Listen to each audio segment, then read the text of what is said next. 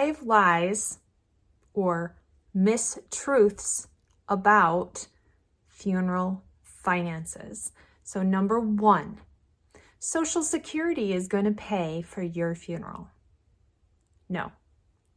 Social Security is going to pay a one-time death benefit of $255 to a surviving spouse only if the person paid in enough in Social Security throughout their life and are of a certain age to be able to pay out that benefit.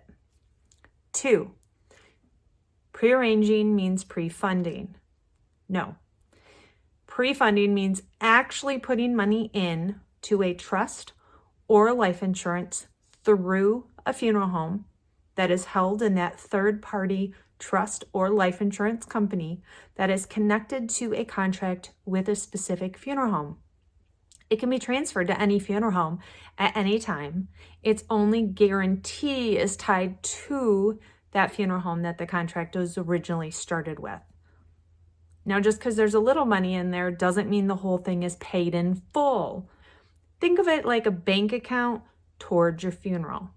Now, sometimes what may happen is if it is a life insurance, you pay for a certain period of time, and if you die within a certain period of time, it's completely paid in full. So there's a lot of nuances with that one. Number 3, I am a veteran, and so my funeral will be paid completely by the government. No.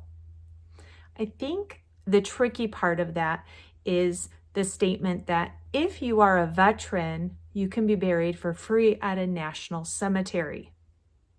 That is only the grave space, the vault, the opening and closing of the grave, and the headstone that are included for being a veteran spouse, or a dependent child.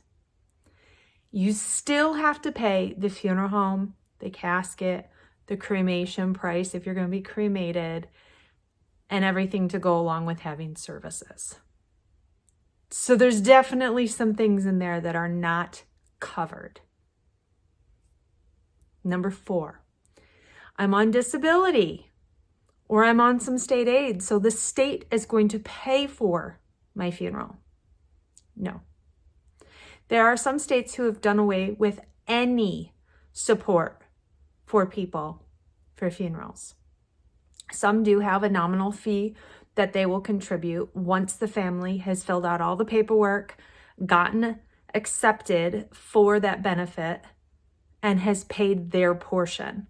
So let me give you an example. Here in Michigan, if the family contributes all of the bill except for $365, and the person is accepted for the state benefit, they will then contribute the $365 from the bill.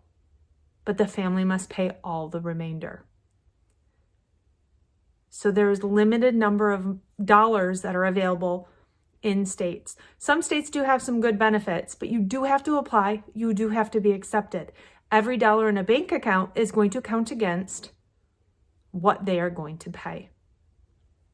So there is definitely some catches in that. Number 5, and the last one. Every funeral home's price are comparable to each other. What you would get from funeral home A for $1,000 is going to be the exact same as what you get from funeral home B for $1,000. This is not the case. You need to make sure you're comparing apples to apples. Every funeral home is not the same. Every price list does not include the same things in packages, or if packages are even allowed, or in what they're offering. This is especially true with direct cremation and what they're going to do for you for that direct, simple cremation. Dive into those numbers. Find out what is included in those numbers. Find out what they mean. Visit the funeral home. Visit the location your loved one will be cared for. Find out what really you are comparing when comparing numbers. These are 5 things about funeral homes, or about funeral prices, not funeral homes, funeral prices that are not so much true.